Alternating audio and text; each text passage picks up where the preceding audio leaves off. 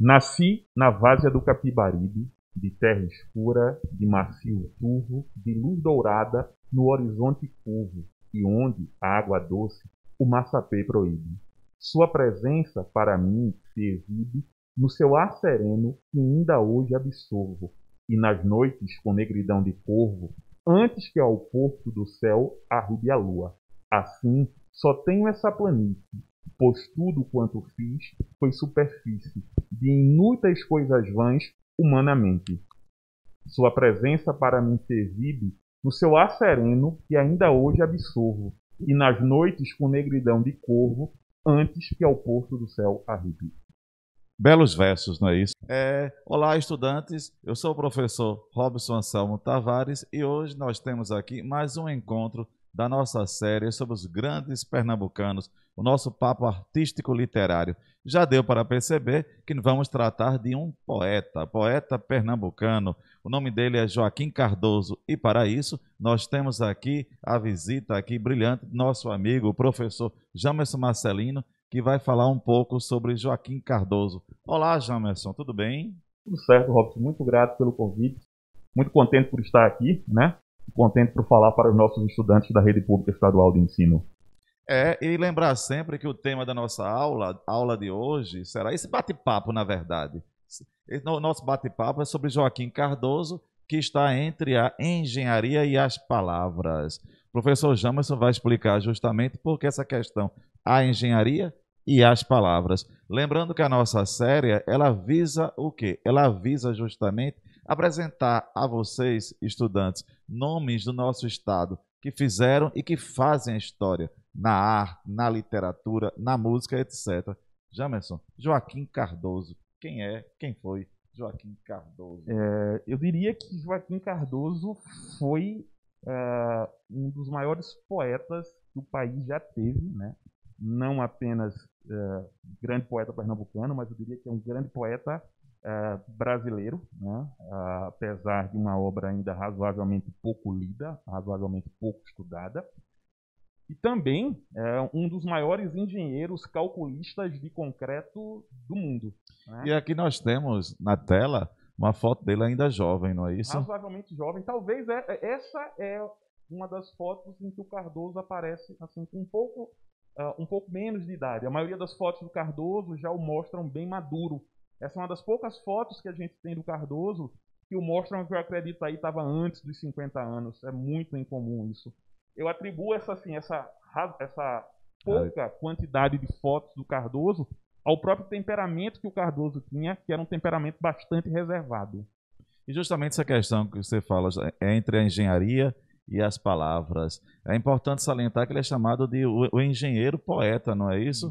E só para esclarecer, nós temos aqui em Pernambuco, que será também ao nosso estudo, o poeta engenheiro. Quando nós falarmos engenheiro poeta, Joaquim Cardoso. E quando falamos de poeta engenheiro, João Cabral de Melo Neto, que por sinal era grande amigo e admirador de Joaquim Cardoso. E justamente esse poema que o Jamerson abriu aqui, justamente é um soneto, já dá para perceber essa questão do cálculo, a preocupação, né? Que um soneto é um texto, minha gente, é um poema de uma forma rígida, 2 quartetos e 2 tercetos. E lembrar mais uma vez que, como o Jamerson falou, vamos fazer uma viagem aqui, tanto no Joaquim Cardoso da engenharia, do amigo do Oscar Niemeyer, do Lúcio Costa, etc. A construção de Brasília, Pampulha, não é isso? Quanto o Joaquim Cardoso da literatura. E para anunciar, é importante salientar que ele é pernambucano, recifense. Do bairro do Zumbi, né? Nasceu no dia 26 de agosto de 1897, né? Portanto, já no finzinho do século XIX. E nós temos aqui, olha, uma foto justamente de uma praça, né? Isso, no bairro do Zumbi, onde Joaquim Cardoso nasceu. E eu gostei muito por você colocar justamente uma foto de uma praça, porque vai lembrar bem essa questão da engenharia, não é isso? A preferência por grandes espaços, por espaços abertos. Inclusive, depois vai se refletir muito na poesia do Cardoso, né? O Cardoso tem vários poemas em que ele faz menção, né, ao espaço urbano, né, de Recife e também, posteriormente, à própria construção de Brasília. E aqui, Jonas, só tem uma foto, eu acho que uma foto mais icônica dele, não é isso? Já mais maduro. Inclusive, é essa foto, Robson, que está que ilustra a biblioteca do Centro de Artes e Comunicação da Universidade Federal de Pernambuco, né? Biblioteca essa que se chama Biblioteca Joaquim Cardoso em homenagem a ele, né? O que eu acho interessante, Jamerson, é essa questão da gente falar sobre Joaquim Cardoso, que quebra bem aquele estereótipo, né, de achar assim, ciências humanas, exatas e saúde. Veja que ele era engenheiro, né? Engenheiro e amante das palavras, das letras e dos idiomas que nós veremos. Existe muito, assim, sobre essa questão dos idiomas, né, em Joaquim Cardoso, existem muitas informações. Alguns dizem que ele falava 8 idiomas, outros 11, outros 15. Há até uma história muito pitoresca, né, a respeito do Cardoso e essa questão dos idiomas e também referente ao caráter reservado que ele tinha. O que se diz é que no dia, né, do jantar referente à fundação de Brasília, o Joaquim Cardoso, muito reservado, ele preferiu não ir ao jantar. Ele teria ficado em casa, Robson, traduzindo poesia chinesa com auxílio de um dicionário francês-chinês, né? É um dos mitos que circulam, algumas histórias assim que circulam sobre o Cardoso e que dão assim um pouco da dimensão tanto intelectual como assim pessoal dele. Alguém muito discreto que no momento que seria, por exemplo, de celebração do trabalho dele também, não só do Niemeyer e do Lúcio Costa, ele preferiu ficar recluso, né, se dedicando à literatura, né? E mais uma vez eu ressalto justamente essa questão, né? Vejam só, um engenheiro amante das palavras, muitas vezes acontece conosco, não é, Jamerson? Eu gostaria de lembrar isso ao nosso estudante, é essa questão que nós temos de chegar em sala de aula, o aluno, professor, eu não gosto de tal coisa porque sou da área de exatas, eu não gosto de cálculo porque sou da área de humanas. Veja que ele é alguém de formação da área de exatas, não é isso? A engenharia é amante da linguística, da literatura, né? Da tradução, como nós temos aí, minha gente. Vejam aí a tela. Vou ler para vocês, para nós termos uma ideia básica sobre quem foi Joaquim Cardoso. Quando eu digo quem é esse nome dele, que apesar da morte, e continua aqui, veja que até o próprio Centro de Artes, não é isso? A biblioteca Joaquim Cardoso.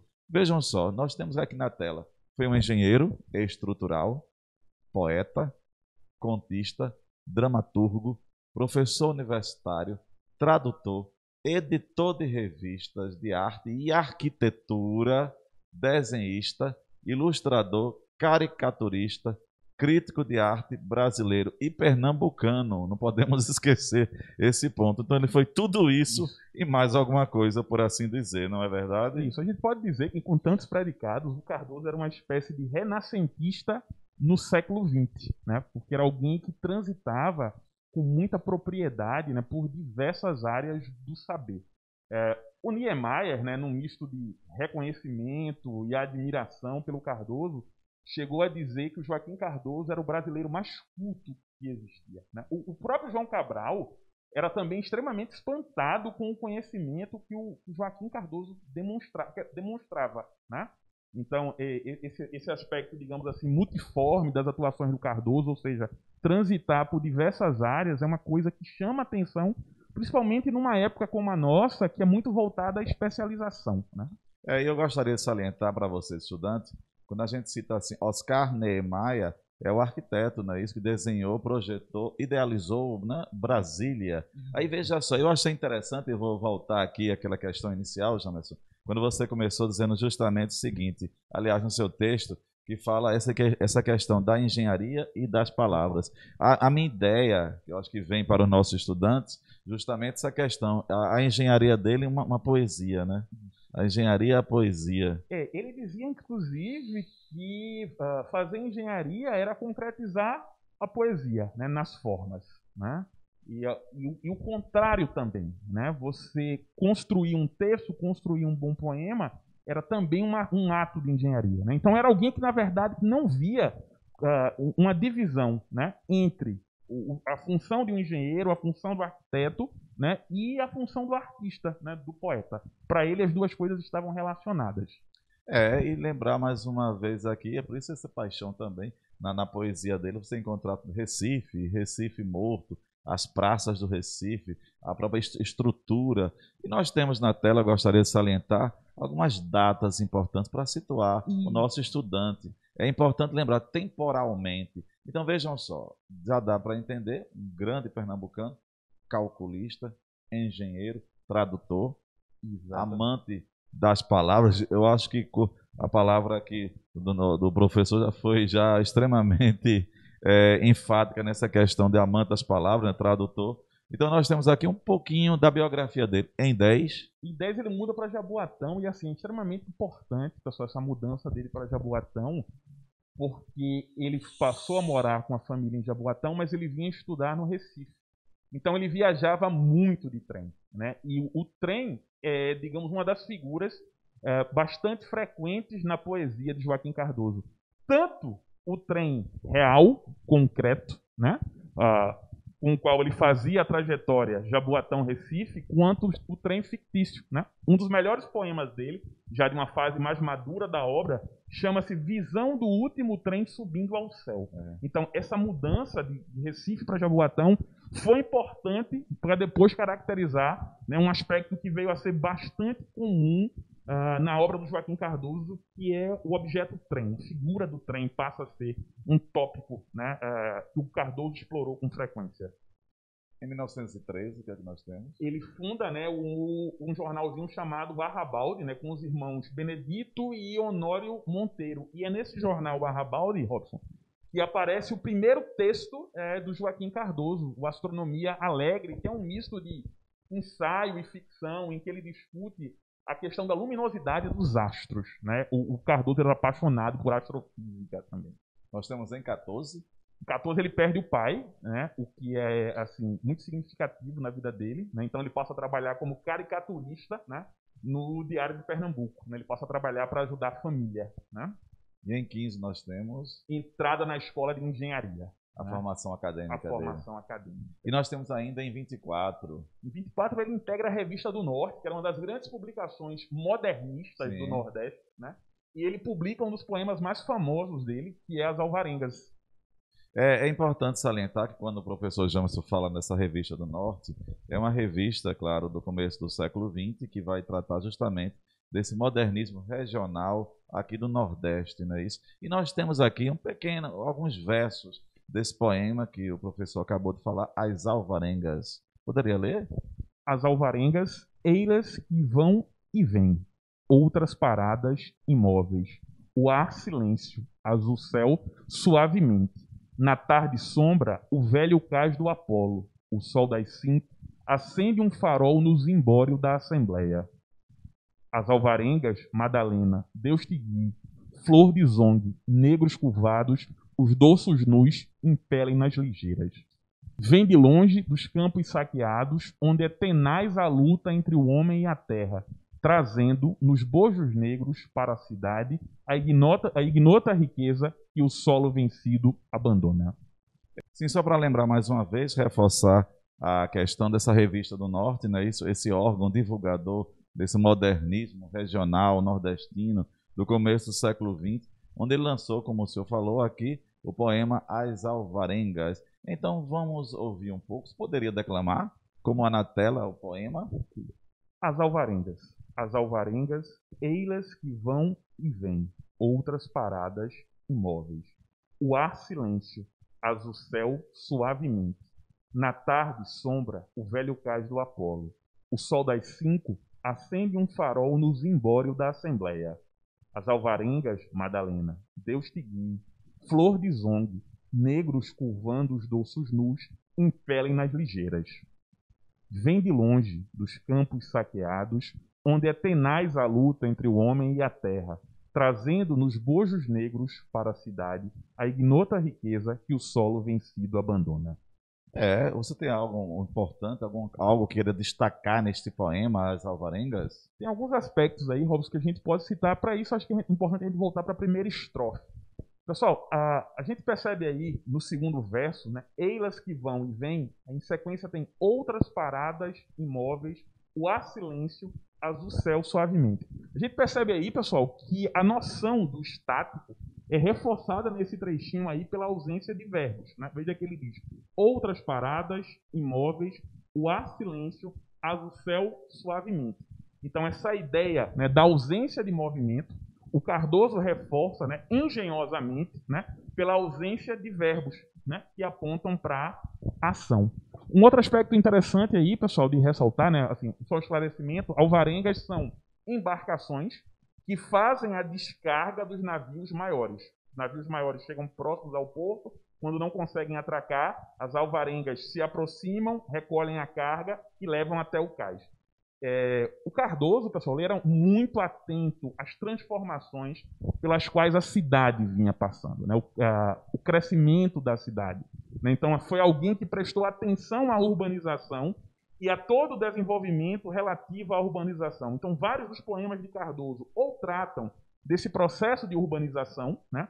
Ou das atividades que estavam relacionadas a isso e que ajudavam a incrementar esse processo. Né? A gente pode até, de certa forma, associar o Cardoso, professor Robson, a uma tradição de poesia que se desenvolveu no fim do século XIX, que ele conhecia muito bem como falante de língua francesa, que flagrou, né, o processo de crescimento das cidades. Né? Como as cidades cresciam, iam incorporando novas atividades e iam trazendo novos desafios e novas perspectivas existenciais também. Né? O Cardoso foi muito atento a isso. Eu acho que por sensibilidade própria, né, assim, uma questão íntima e também pela própria formação do Cardoso, né?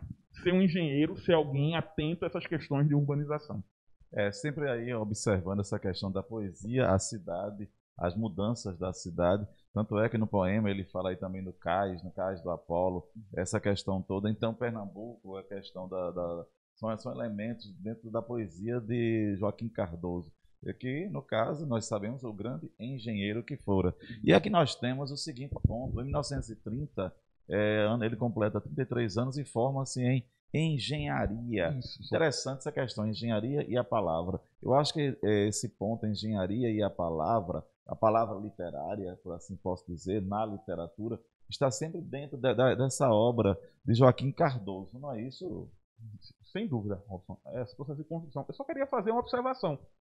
As pessoas podem ter percebido que a distância entre o tempo em que ele entrou na faculdade e o tempo que ele se formou foi muito grande. Né? Isso se deveu, entre outras coisas, às dificuldades financeiras pelas quais ele passou. Né? Então, ele teve de trabalhar.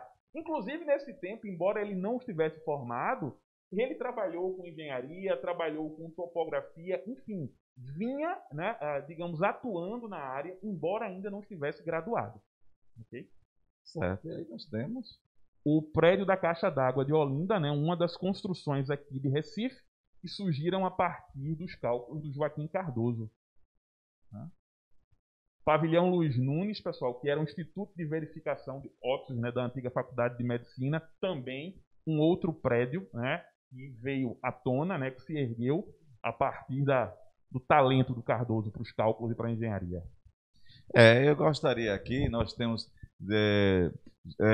posso dizer, um dos grandes poemas, para mim o mais belo, se é que eu posso colocar minha subjetividade aqui, é o mais belo dos poemas de Joaquim Cardoso, Recife Morto, certo? Gostaria que vocês escutassem aqui, o professor vai declamar para nós um pouco de Recife Morto, de Joaquim Cardoso, e observassem os versos, os substantivos, as palavras, todo o cenário que ele cria em Recife Morto. Escolhemos duas estrofes, né? A estrofe inicial e a estrofe final do poema, pessoal, que, concordando com o professor Robson, está entre as mais belas produções do Cardoso. Recife Morto.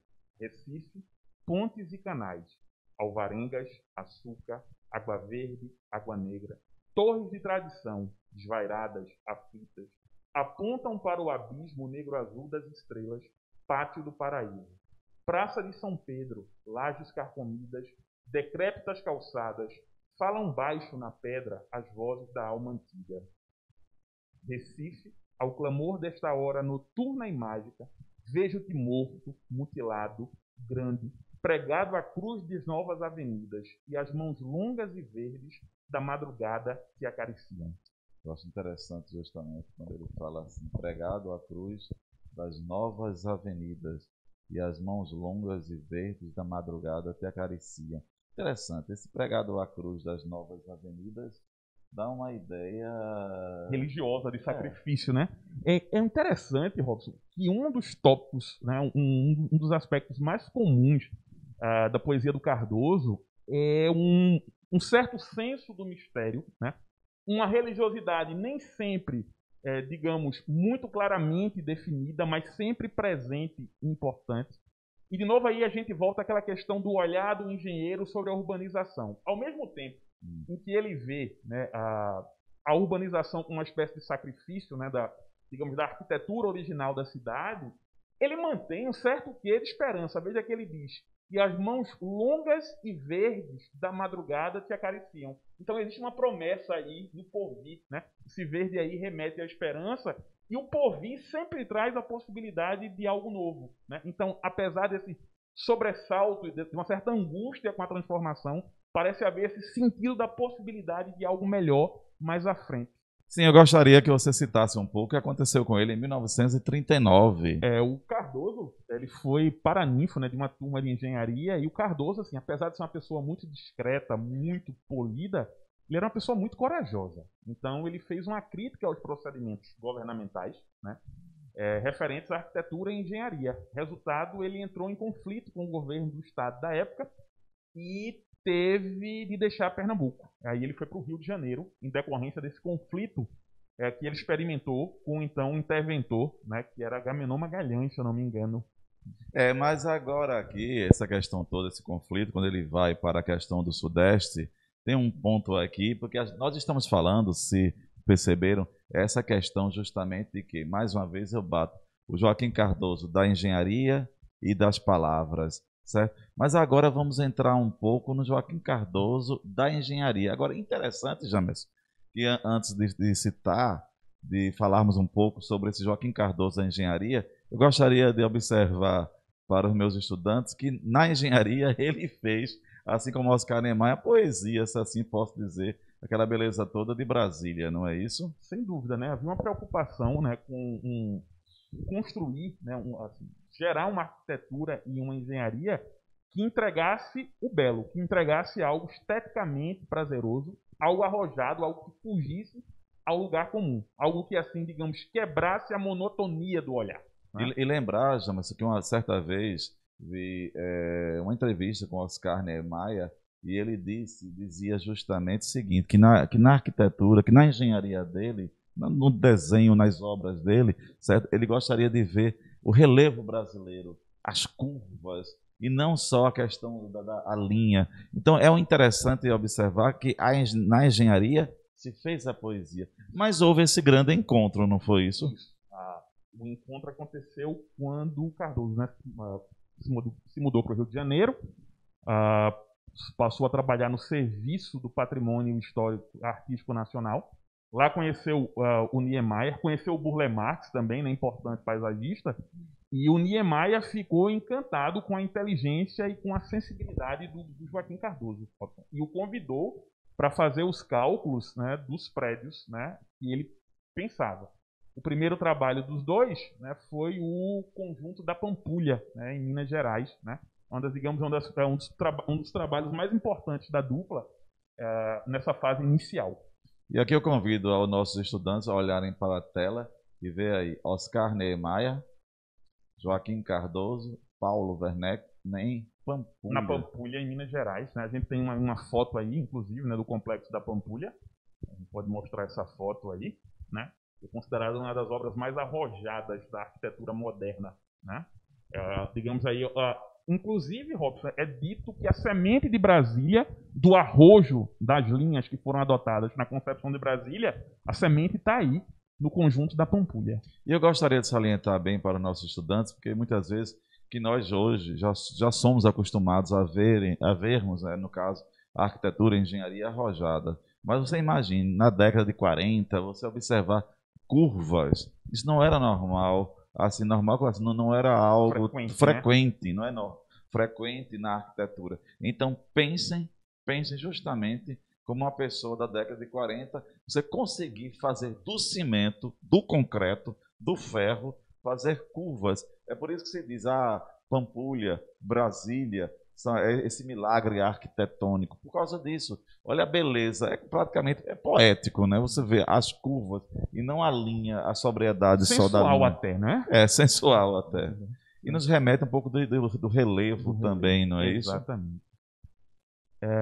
Uma coisa interessante, aí a gente volta um pouquinho para a questão da literatura, pessoal, e voltamos mais uma vez a mencionar o caráter reservado do Cardoso. O Cardoso ele não era, digamos, muito fã de publicar a própria obra, né? Ou pelo menos publicar no formato livro. Alguns textos do Cardoso, como nós já vimos anteriormente, circularam por meio de jornais e revistas, algumas nas quais, inclusive, ele era o editor. Mas a primeira vez que assim, uma quantidade maior de poemas do Cardoso, Robson, aparece num livro é em 1946, numa coletânea organizada pelo Manuel Bandeira, né, que é a Antologia dos Poetas Brasileiros Bissextos Contemporâneos. São 8 poemas do Cardoso, que estão aí. Né, eu acho que é a primeira edição, razoavelmente, digamos, não dá nem para falar em massiva quantidade, que eram apenas 8 poemas, mas de uma quantidade um pouco maior de poemas no formato impresso. O que se diz é que o Cardoso, que não gostava muito de publicar, tinha todos os poemas que ele escrevia de memória, né, e não modificava nada quando recitava. Né? A memória do Cardoso é uma outra coisa que as pessoas chamam muita atenção. Diziam que era algo realmente espantoso. Né? E lembrar, mais uma vez, que Manuel Bandeira é outro pernambucano, que inclusive já foi aqui foco de nosso debate, nossa conversa, e o próprio Jamerson aqui debateu brilhantemente sobre Manuel Bandeira. E o Cardoso, inclusive, homenageia o Bandeira num poema chamado Homenagem Minha e de uma Rua. Né? O Cardoso era fã do Manuel Bandeira e vice-versa, a propósito. E nós temos aí, olha aí, o slide que mostra justamente a capa desse livro, Antologia de Poetas Brasileiros Bissextos Contemporâneos, organizado pelo Manuel Bandeira. Publicado em 1946. E aí, Robson, a gente tem uma imagem, aí o pessoal pode acompanhar aí na tela, do primeiro livro de Cardoso, né, publicado de Cardoso, também sob muita pressão dos amigos e admiradores, que é o Poemas, que é de 1947. Cardoso já tinha, então, 50 anos. Né? O primeiro livro dele publicado foi aos 50 anos, foi o Poemas.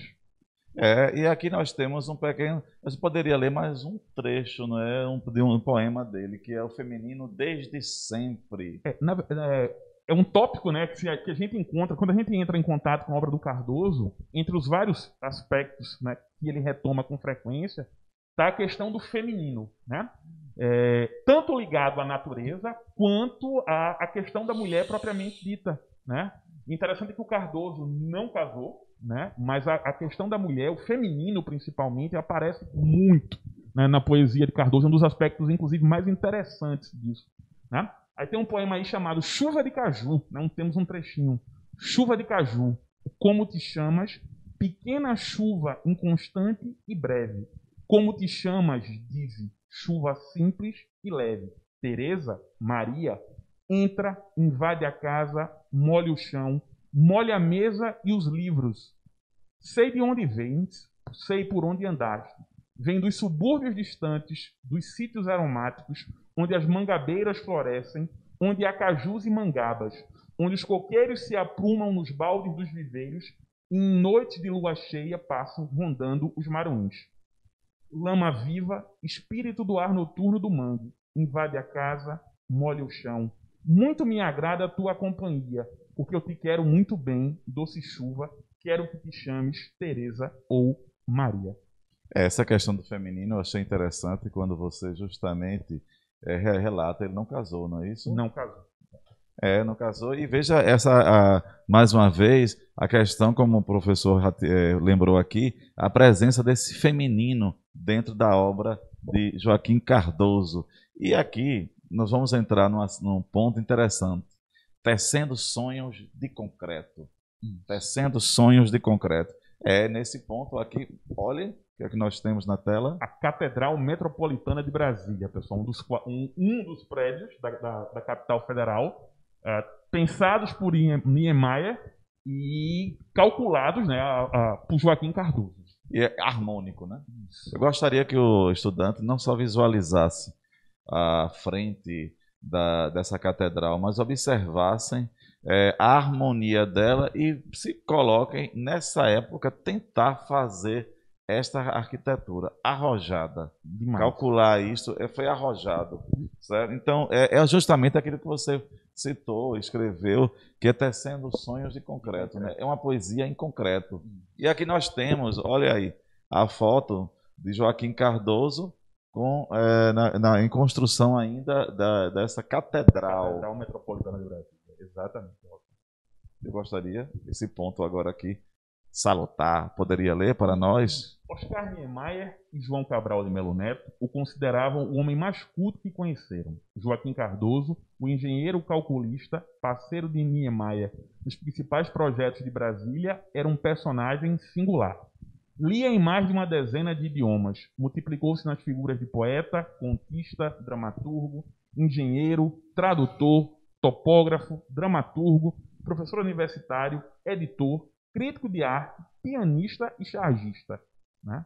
De novo, a gente retomou essa ideia aí do renascentista que havia em Cardoso. Essa questão culta e essa questão de ser amante de várias questões, não é?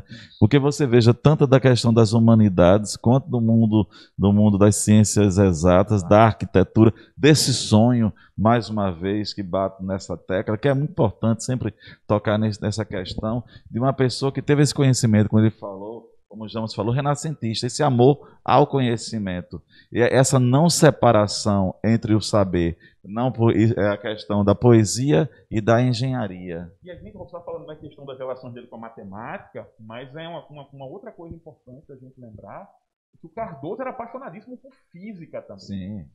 Poemas como Visão de Último Trem Subindo ao Céu, como nós já citamos aqui, Rob, eles dependem do conhecimento tanto de física quântica quanto da física relativística.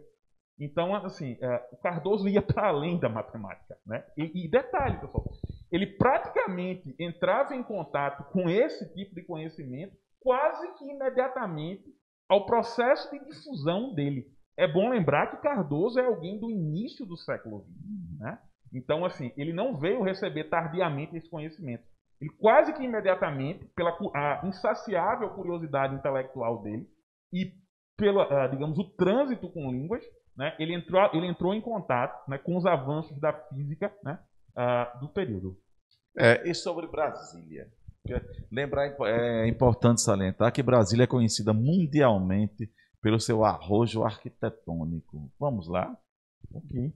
A gente pode dizer o seguinte, Brasília surgiu, né, do sonho de Niemeyer, e também, digamos, do sonho de um Brasil grande e moderno, e da imensa capacidade que o Joaquim Cardoso tinha de transformar sonhos em realidade, seja por meio dos textos, seja por meio dos cálculos. Né? O próprio Niemeyer, muito, digamos, magnanimamente, né, com muita nobreza, assim, muita largueza de espírito, ele reconhecia que Brasília só veio à tona porque ele encontrou Joaquim Cardoso. Né? Ele encontrou Joaquim Cardoso, que foi capaz de dar fundamentação matemática e também lírica, eu diria até, né? As visões, né, que o Niemeyer tinha. Sem Cardoso, possivelmente Brasília não existiria, ou não existiria como nós conhecemos. Né? E o Niemeyer, digamos, reconhecia isso de forma muito magnânima, né? Que Cardoso foi vital na construção de Brasília. E eu gostaria de destacar, justamente como há na tela, essa parte em vermelho, que fala não só da beleza de Brasília, certo? Mas também pela tecnologia das construções que parecem desafiar a lei da gravidade. Isso. A questão, por exemplo, como é que se conseguia dar leveza a concreto? Né? Então, como aparentemente prédios hiper mega pesados se sustentavam em bases tão delicadas. Né? O Cardoso passava dias e até meses tentando encontrar os cálculos que dariam suporte a esse efeito pretendido pelo Niemeyer. E justamente, olha só esse ponto. Essa questão que o professor James falou é tão importante que há esse destaque. Escutem só. Quando Niemeyer apresentou pela primeira vez os seus desenhos aos engenheiros convencionais, eles sentenciaram que seria impossível transformar aqueles croquis, certo? Aqueles cálculos, aqueles textos, em edifícios sólidos e seguros. É justamente essa questão. Foi tão arrojado o desenho de Brasília que parecia quase que impossível para os engenheiros conseguirem colocar aquele sonho do papel para o concreto. Mais uma vez batemos, fez o concreto uma poesia. Então só mesmo o cálculo refinado de Joaquim Cardoso conseguiria fazer isso, não é? Isso. E tem aí um comentário do Cardoso, né, a respeito desse trânsito, né, dele entre esses dois mundos, da engenharia, dos cálculos e das palavras. Né? As estruturas planejadas pelos arquitetos modernos são verdadeiras poesias. Trabalhar para que se realizem esses projetos é concretizar uma poesia. Né? Então, Cardoso não via fronteiras. Né? Isso. Digamos, conotativa e denotativamente. Concretizar mesmo. Concretizar mesmo. Não, é justamente, o professor, isso me instiga a pensar no seguinte: o que é poesia, não é?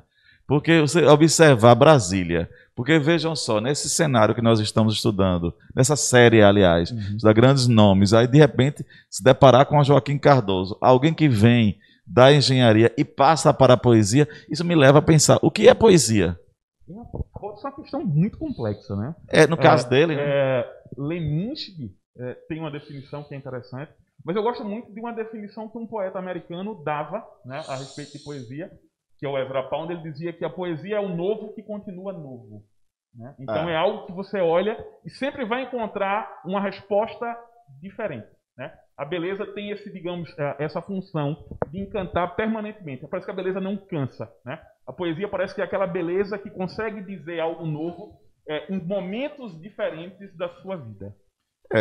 Isso, realmente. E veja que nós temos na tela aqui os desenhos, os rascunhos de Brasília. Realmente, olha as estruturas aí, essa questão tão fina, segurando todo o marcabouço tão pesado. E nós temos aqui um rascunho, um desenho já do planejamento de Brasília. É o sonho. Interessante, nós falamos. Concretizou, não é isso? Concretizou, exatamente, Robson. E assim, Robson, Cardoso ajudou, né, a dar forma a concretizar Brasília pelos cálculos e também, né, pela poesia. Como a gente pode ver aí na tela, por um trecho do poema Arquitetura Nascente, né? Cujos versos iniciais são esses aí: subindo entre curvas impuras, entre alta verdade e ludíbrio, em luz de espaço, enfim, perdura. Surto, esperança, alvitre, enleio. Na paz, na glória do equilíbrio, pássaro manso e transparente, calmo, dormindo no teu seio. Então, essa cidade aí que se ergue, né, ela representa uma série de possibilidades, né, como o Cardoso caracteriza aí no poema, aí no trecho de Arquitetura Nascente, Robson. E também lembrar essa questão que a gente falou muito, que justamente para concretizar Brasília, ele teve que subverter várias regras, se assim posso dizer, daquilo que se tinha de conhecimento em engenharia da época. De desafiar o estabelecido, né? E além... A lei da gravidade. Isso. A lei da gravidade. Exatamente. Que nós batemos várias vezes aqui. Essa parceria, Robson, do Cardoso com o Niemeyer, né? Ela foi para além de Brasília.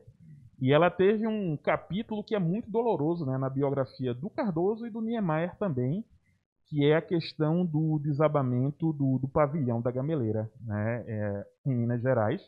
A obra ela desmoronou, centenas de operários faleceram, né, em decorrência do desmoronamento, e o Cardoso ele foi acusado de interesse, ele foi processado por isso. Muito irônico. Os maiores calculistas de concreto do mundo, já naquela época, fosse acusado de imperícia. Né? Então, esse fato abalou muito o Cardoso. Embora posteriormente ele tenha sido inocentado, no processo ficou claro que, na verdade, o que aconteceu foi que não seguiram as especificações que ele tinha dado, mas ele nunca conseguiu se recuperar desse golpe. Né? Isso aconteceu em 71. Daí em diante, o Cardoso ele entrou num processo, né, assim, de decadência física, né, decadência física por conta disso, vindo a falecer em 1978. Né? Antes disso, foi eleito, inclusive, para a Academia Pernambucana de Letras em 75, mas só chegou em 77. Mas é importante lembrar que ele foi inocentado, e é uma coisa que ele bateu muito na tecla, e foi a questão temporal que não respeitaram. Quiseram fazer um edifício às carreiras e justamente aconteceu aquilo que foi justamente por não respeitarem a questão temporal da construção do prédio, houve esse desmoronamento, certo? E aqui nós temos a chamada que esse engenheiro, a gente bate várias vezes. Nós temos aqui, Jamerson, justamente a questão de quê? De colocado como um dos grandes poetas do século XX, não é isso? Isso. Apesar, digamos, da circulação restrita da obra, o Cardoso ele já vem sendo há algum tempo aclamado como um grande mestre da poesia brasileira.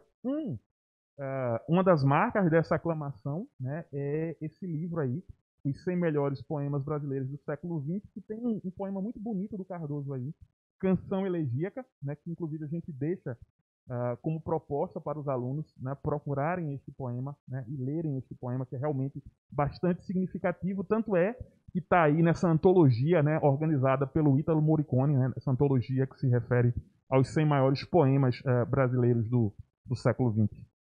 E nós temos aqui, não poderíamos deixar de falar as grandes parcerias que nós temos. Olha aí as fotos do Joaquim Cardoso, Carlos Drummond, que prefaciou o primeiro livro, né, do Cardoso, Poesias, era um grande fã. Inclusive dizia que uma das companhias da vida dele, né, o Drummond dizia que era um poema do Cardoso chamado Nuvem Carolina.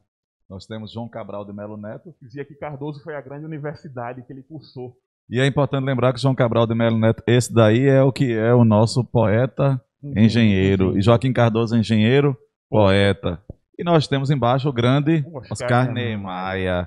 Olha, mas por todo esse passeio que nós fizemos aqui, dentro da poesia de Joaquim Cardoso, da poesia e a arquitetura, e lembrar da engenharia, desculpe-me, a poesia e a engenharia de Joaquim Cardoso, e também não posso deixar de falar mais uma vez que a engenharia dele foi uma poesia. Sem dúvida. Certo? Então, qual a mensagem que você dá e o desafio aos nossos estudantes? Desdobrar um pouco esse estudo, pessoal.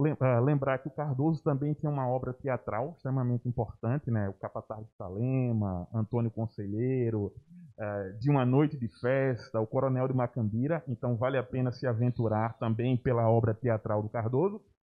E para aqueles que querem dar, digamos, seguimento aos estudos, assim, se aprofundarem ou conhecerem a obra poética do Cardoso, a gente recomendaria esse livro aqui, que pode ser inclusive encontrado em várias bibliotecas escolares da rede pública do Estado, né, que reúne a poesia e a prosa completa do Cardoso, e foi organizada pelo poeta Everardo Noronha. Então, pessoal, vale a pena procurar esse livro aqui nas bibliotecas escolares para entrar em contato, né, com a poesia do Joaquim Cardoso. Ok, pessoal? Valeu, muito obrigado. Ok, minha gente, um forte abraço. Fique conosco aí acompanhando a nossa série dos grandes nomes pernambucanos. Forte abraço do professor Robson e do professor Jamerson.